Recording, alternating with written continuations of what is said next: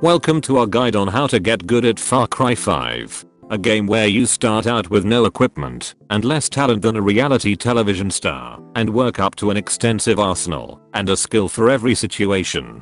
After you finish with the tutorial island, you'll quickly have the option to chip away at any of the 3 areas of the map that you choose. It makes very little difference where you choose to go. However, players must be mindful that pissing off the leader of a particular area will make it harder to navigate, with more powerful cult fucks being sent to murder you.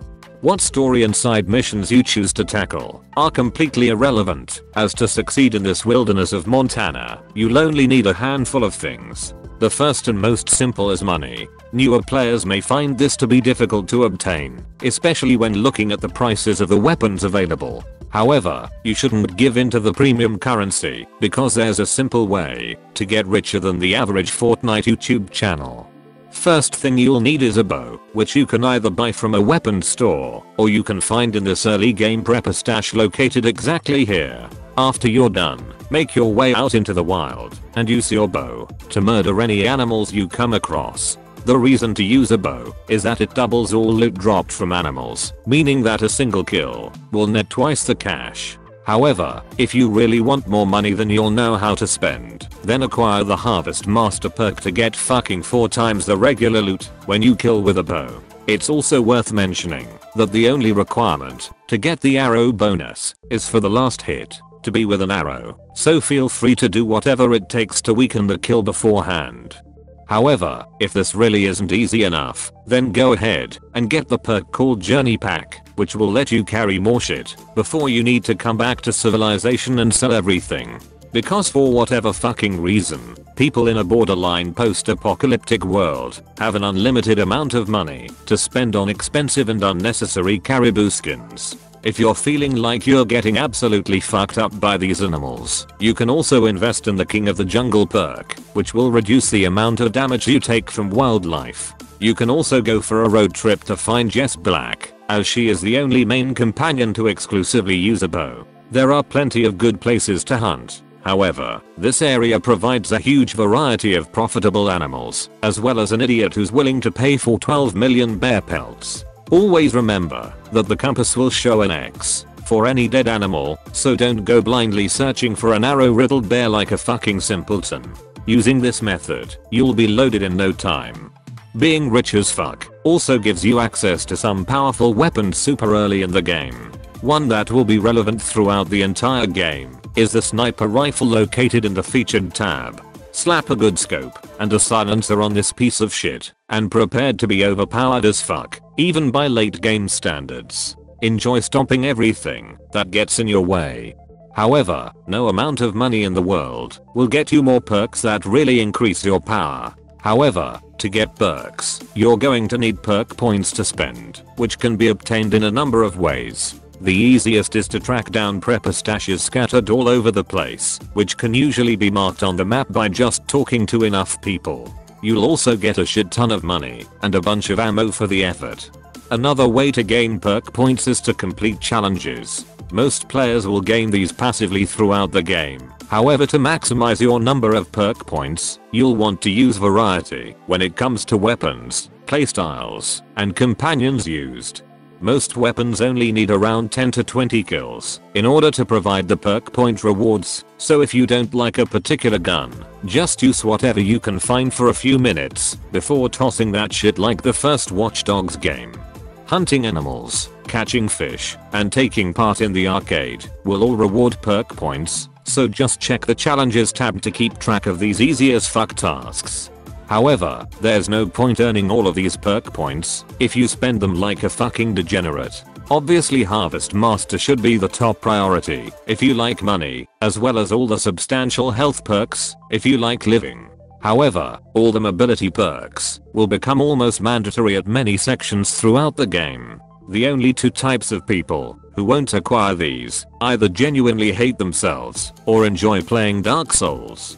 The grapple perk will be the best investment you'll make in the entire game. The parachute will save you from death countless times, and the wingsuit will make you happier than Bill Cosby at a daycare center. The airdrop perk will also let you wingsuit from any previously discovered fast travel area on the map, saving several hours over the course of the game if used correctly. The holster perks are also a must-have because only having a single primary weapon is worse than trying to play this game on a trackpad. The auto repair perk is also fucking amazing if you don't enjoy getting cheesed by vehicle-based missions. The last two perks you'll want are locksmith to open safes and get frequent free money, and the leadership perk that will let you have 2 companions at once. However, you should never under any circumstances get any of the specific companion perks, as they are absolute fucking garbage. But speaking of companions, players will be happy to know that they all cater to different playstyles and that they can be obtained in any order a player chooses. You don't even need to find them because they are all marked on the map early in the story. Boomer will likely be most players' first choice as he's reliable in most situations and cannot be detected unless he's ordered to attack. Sending him through an outpost will make him spot everyone in the area without drawing suspicion. Grace is a sniper that simply doesn't miss, making her solid for most situations. However, for whatever fucking reason, she refuses to use a silencer, making her garbage for stealth situations. Nick Rye is excellent for players who like air support, as he offers solid amounts of firepower, as well as very rarely getting taken down by enemy cultists. Cheeseburger's special skill is getting shot instead of you, meaning that this bullet sponge can give you some much needed breathing room. The martial arts teacher from Napoleon Dynamite also makes an appearance and is the best companion for taking down any form of vehicles with his lock-on rocket launcher. Jess Black is the ideal companion for players who appreciate stealth and hunting, as she is almost impossible to be detected and will rarely ever miss with her bow. A quiet approach should also be accompanied by Peaches, who is basically the animal version of Jess. Sharky is the pyromaniac of the bunch and absolute fucking garbage in any situation. In fact, the biggest use for him is that his mission, when he's found, allows players to fight an endless horde of shovel-wielding enemies. Use this to farm all the takedowns and weapon challenges you could ever want.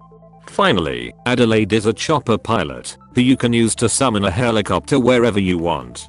She can also be used in combat, however her helicopter is less stable than Ubisoft servers, making her useless when a fight breaks out. It's worth mentioning that companions who are bound by land can also revive you. However, this won't always be possible if you get downed in heated situations. Human companions can also act as a taxi service. Simply enter a vehicle in a passenger seat, choose a waypoint on the map, and enjoy the shittiest personal driver in history. On another note, there isn't an ideal weapon class setup in this game. However, we are going to cover something as close as possible. Your first pick should obviously be a good silenced sniper rifle because of how fucking overpowered they are. Your second choice should be something to suit a closer range. A good option is the D2 shotgun, as it can one-shot most enemies and is especially lethal when used up close. It can also be equipped into the dedicated sidearm slot, so no more wasting a weapon slot on a pathetic pea shooter.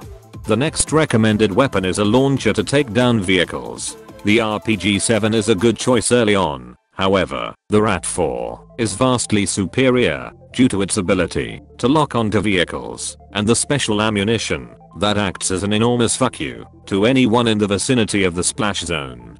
The final weapon slot is up to personal preference. However, the most versatile option would be an assault rifle. The two featured AK-type weapons are both excellent choices for early game players as they stay relevant throughout the game. It's also worth mentioning that silencers add no negative effects to weapons, so feel free to put that shit on everything you can find.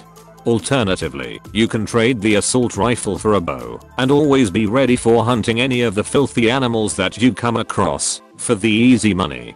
There are also a number of guns that should be avoided or reserved for players who love using underpowered weapons. These include the alien weapon that fucking demolishes people, the secondary grenade launcher that never seems to do enough damage, the Red Dead Redemption gun that only holds 4 fucking bullets, and the slingshot that's worse than a fucking baseball bat. Speaking of close range weapons, the shovel and paddle are the only real choices available. The shovel especially simply has too much comedic value to be ignored. Also note that these weapons can be thrown and are a one shot if hit in the head. Have fun with shovel only playthroughs. We now move on to vehicles, which are surprisingly easy to acquire in this game. In fact, a goddamn helicopter gunship is cheaper than a fucking decked out sniper rifle and an excellent investment for both fast exploration and to completely fucking destroy otherwise difficult adversaries. Planes and boats are also available to purchase, but a good rule is to just buy the one with the most guns. As for land vehicles, there are a number of fancy muscle cars and even near invincible trucks with fucking guns strapped to them. However, the obvious choice for everyone who isn't a bitch is this sexy piece of shit. With the ground vehicles all being almost all the same speed, you'll be glad you invested in this inexpensive gem every time you drive off into the sunset. As for enemy vehicles, as intimidating as they may be, in reality, they're more flimsy than an iPhone charging cord. So either spray in their general direction, use any form of explosives, or simply shoot the driver in the fucking head. However, if you really don't give a fuck about anything covered in this guide, always know that you can take a mountain of drugs, become an unkillable superhuman, and spank all enemies into submission. You fucking druggo.